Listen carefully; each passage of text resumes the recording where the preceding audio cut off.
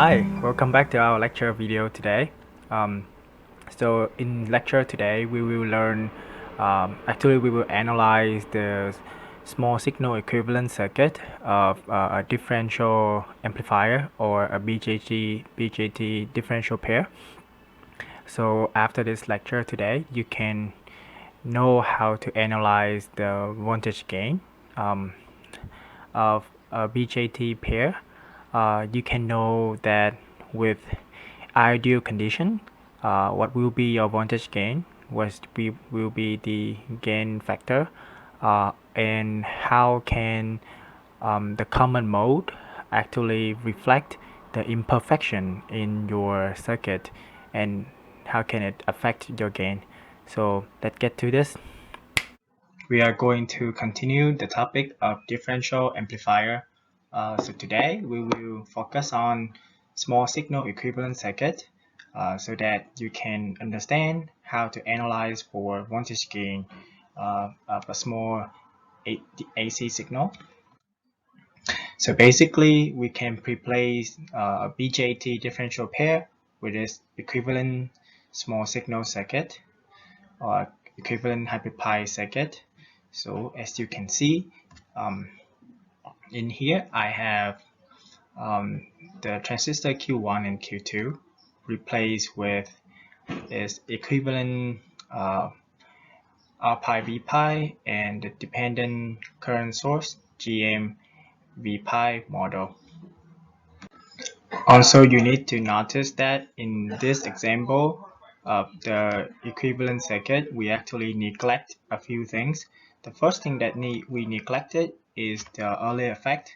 So we assume that the early voltage is infinite for the two emitter pair transistor. And also in this format here, we did not include any of the internal capacitance, so we neglect the Mueller effect. However, as you can see,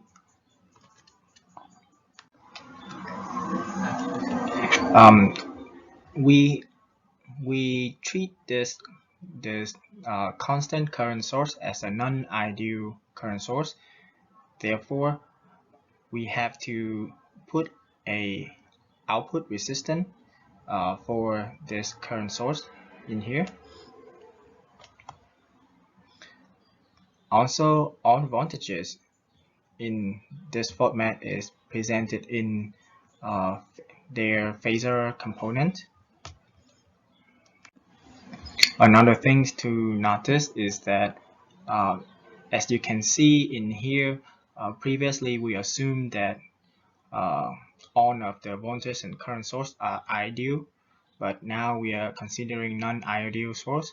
So for the non-ideal constant current source, we replace with R naught or output resistance R naught. But for the non-ideal voltage source, the non-ideal input voltage, we have to add RB, which is basically the resistance coming from this source in here. In practice, if you have an RB connected into your circuit, in practice, if you have an actual base resistor connected to your transistor, this RB value is actually equal to the source resistance plus the base resistor that you have. And one last thing to notice is because both Q1 and Q2, our two transistors, are biased in forward active region at the same Q point. Therefore, we can assume that R pi 1 will be equal to R pi 2 will be equal to R pi, and GM1 will be equal to GM2 and will be equal to GM. However, later on when we analyze the effect of the differences, especially in GM, the value Gm usually is represented by the average of the two of Gm of the two transistors. So first of all, let's try to derive an expression for the emitter voltage based on the input voltages. So first, if we analyze using Kirchhoff current law at the VE node, which is this node here. So Kirchhoff current law basically the voltage coming in equal to the voltage coming out. Current coming in equal to current coming out. So what is the current coming out? Basically, it is the current that going across this R0 resistor here. So that current would be VE over RO. It's just using Ohm's law. Okay, so what is the now you have to find the current that is coming in. So you have the first current, which is this current here across R pi, which is V pi 1 over R pi. So next would be this dependent current source, Gm V pi 1.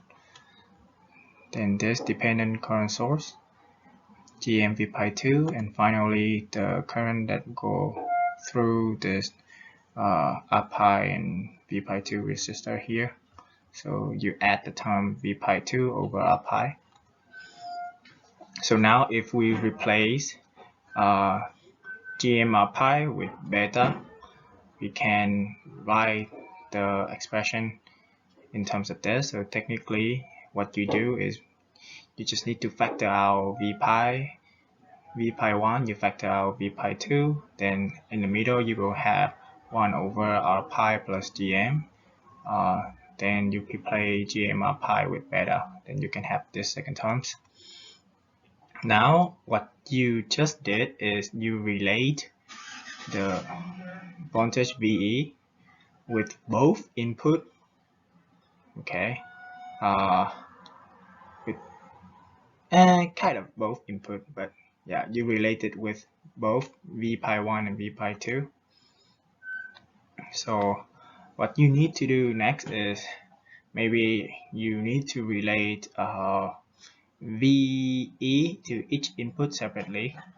So what I just did is now I have this current V pi over, so for this equation I get it by having this current V pi 1 over R pi equal to the current going in this branch, right? I mean one single branch, the same current, but I can calculate it by using the voltage across this whole branch here, which is VB1 minus VE over the sum of all resistance on this branch, which is RB plus R pi. So that's why I have this expression. I do the same thing for this branch, then I have this expression here. So after that, I can write an expression of V pi 1 and V pi 2 based on VB1 and VB1 and VE, VB2 and VE. So now if I plug these two expressions into the original equation that I have, I can rewrite my expression as VE over RO equal to VB1 plus VB2 minus 2 VE, and multiply for this factor 1 plus beta over R pi plus RB. And finally, I can just move this R naught term over here. Then I can have my expression for VE equal to VB1 plus VB2 over 2 plus R pi plus RB over 1 plus beta RO. So now I want you to basically consider what is called is one-side output. Remember when we started this chapter, we can define the output as the difference between VC2 and VC1. However, one-side output is when you only measure the voltage of VC2 and you take it as output. So the question here is, what is the gain? What is the gain of this one-side output? Consider the input will be the difference between VB1 and VB2. Okay, so VD will be equal to VB1 minus VB2. I want you to find the ratio between VO, which is equal to VC2 over VD. So you have to look for this gain. So first you have to find the output VO. So we know that output VO equal to VC2. Okay, so VC2 is here. So VC2 is basically, you can calculate it using Ohm's law. It's not that difficult. Basically, it's this current flow through this direction, okay, from a higher to ground, multiply by the resistance V equal IR. So you know V is VC2, I is this current in this direction, which is minus Gm V pi 2, and R is RC. So now you have the expression of VO. You can also rewrite that as minus beta multiplied by VB2 minus VE over RB plus R pi multiplied by RC. So how did you get that expression? There's two things that you can do. So first, you have to replace Gm R pi with beta. After that, you can replace V pi 2 by analysis of this loop here. So in the previous slide, you have an expression of V pi 2 equal to in relation to both VB2 and VE. So you can replace that expression in here. So now remember previous slide, you figure out an expression for VE. So what I want you to do is now you need to substitute that expression for VE into this. So you can have these big things in here. Okay, so this looks a little bit complicated, but if you consider that your constant current source IQ, look at the previous slide. If you consider that constant current source are ideal, that means the its output resistance RO will be infinite. And if you have an infinite value of RO, look at this. If you have an infinite value of RO, what happens is this denominator and this denominator will become very large. Therefore, this whole fraction will go to 0 and this whole fraction will go to 0. So you easily cancel out this term and cancel out these terms. So now you can simplify this giant equation into something much smaller like this. So now if you look at this this term here, VB2 minus VB1 is actually equal to negative VD, right? The difference between VB1 and VB2. So now you can replace this term with negative VD. Then you can calculate your gain AD equal to VO over VD. So you can have your this is called differential mode gain, voltage gain, okay, and it will be equal to beta RC over 2 times R pi plus RB. Okay, so now what if instead of having an ideal constant current source, now we have a non-ideal one. If we have a non-ideal one, then the output resistance of that current source will be finite. So I just assume that it's a fixed number. Okay, it's not infinite. So if it's a fixed number and by some chance that is small enough to be significant, we have to take that RO into account also.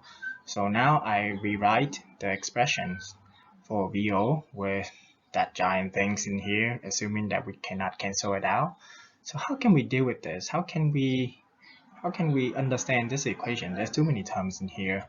So the first thing you need to see is that now with a finite RO, what happened is when both VB1 equal to VB2, this term will not go to zero, right? So if this term no longer go to zero when VB1 equal VB2, then the output voltage will not go to zero. So how can we account for that non-ideal current source? So if we go back to the definition of differential mode voltage and common mode voltage, we can have it to be differential mode voltage equal to VB1 minus VB2, while the common mode voltage is an average of VB1 and VB2. If we do that, we can actually calculate an expression for VB1 based on VD and VCM, which is differential mode voltage and common mode voltage, and likewise for VB2. So please take note that at VB1 is a plus sign and at VB2 is a negative sign. So what you do next right now is, now you can replace this VB2 and VB1 with these two equations in here. Then you can have these terms.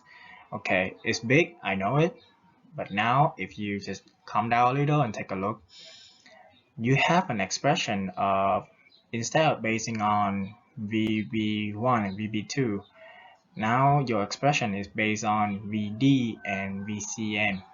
Okay, so if you do some magical arrangement, you can actually group all of the VD term together, and you can group all of the VCM term together, and finally you can have something like this. So you can have basically a coefficient multiply for your VD and another coefficient, plus another coefficient multiply for your VCM. This coefficient here, I would call it 80, which is the differential mode voltage gain, while this coefficient, including the minus sign, I would call it ACM, which is the common mode voltage gain. Therefore, if I write my output voltage, it actually has two components going into it. The first component coming from the differential mode, which is equal to AD multiplied by VD, and the second component is coming from the common mode, which is equal to ACM multiplied by VCM. So in here, I give you an expression to define for differential mode voltage gain, which is AD equal to beta RC over 2 times R pi plus RB, while the common mode voltage gain is defined as ACM equal to minus beta RC over R pi plus RB plus 2 times 1 plus beta RO. So as you can see, RO is a factor that decides the effect of this CM. So in the case that you have a very large RO, this ACM or this common mode voltage gain will go to 0. Therefore, the amount of the portion of common mode voltage that contribute to this output voltage will be significantly small if this RO is very large. So there are a few concepts that I need to cover before we finish the topic for today. The first concept is called common mode rejection ratio. This number indicates the ability for the differential amplifier to reject the portion of the output signal that coming from the common mode. You define this by calculating,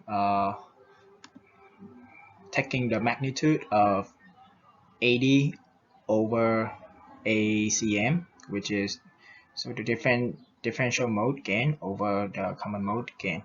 So as you remember the previous equation there, if I have a very small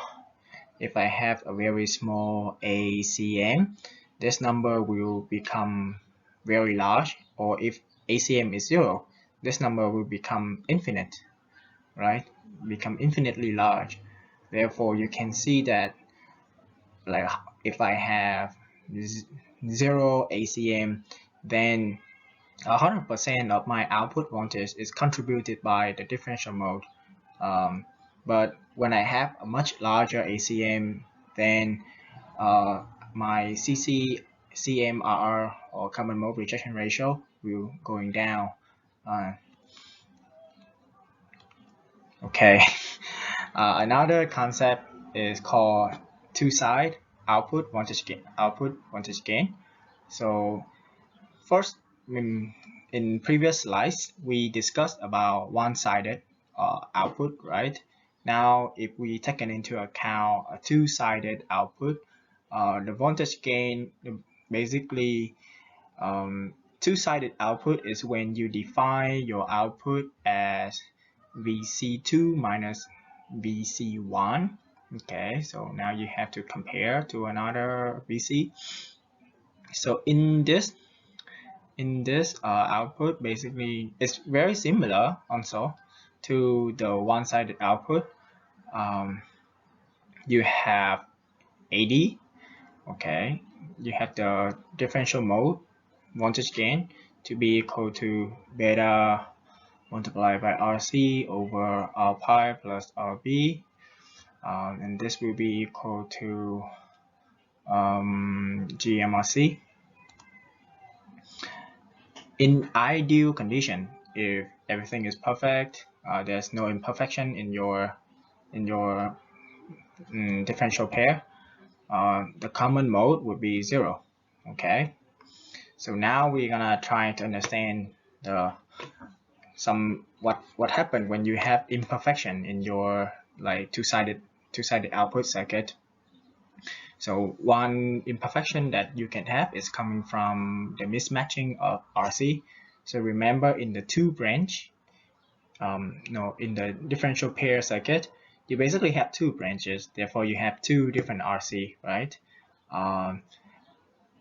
There's in lecture, you can assume them to they are equal, but in practice, they might introduce a small difference in between the resistance of RC1, which is the collector resistance for your transistor Q1, and RC2, which is the collector resistance for your transistor Q2.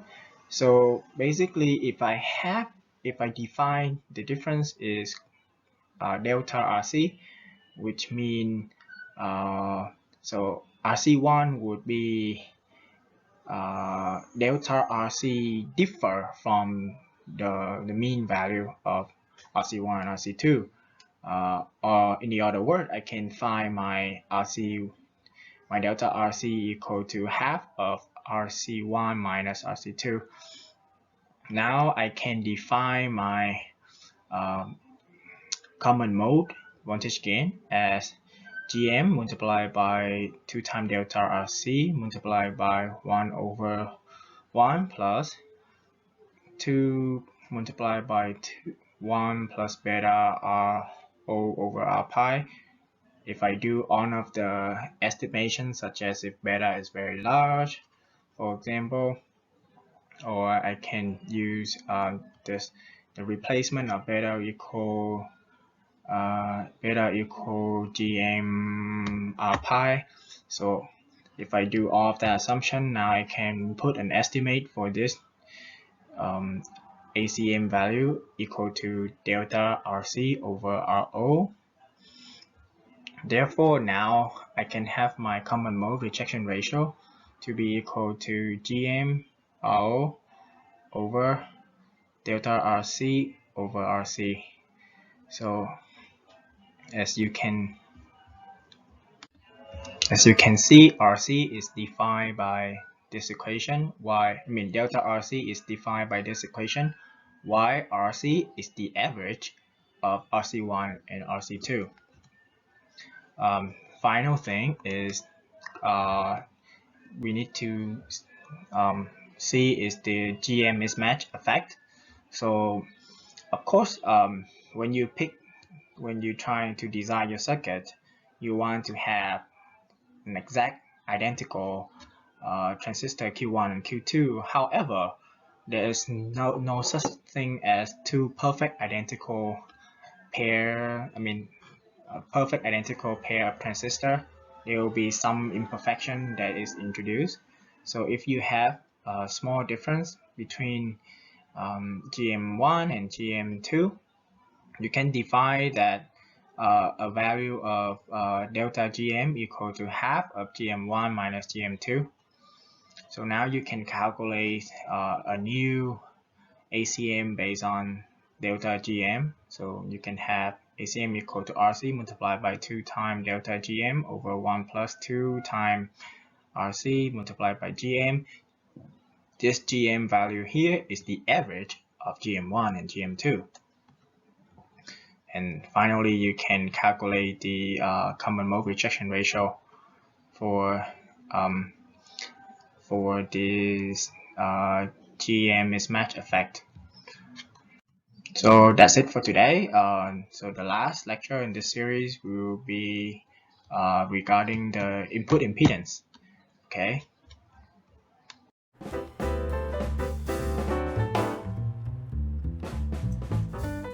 So that's it for today. We just have one more lecture left for this topic of differential amplifier, which is gonna cover the input impedance. So after this, we probably finish this chapter 11. So I will see you guys next time. Bye.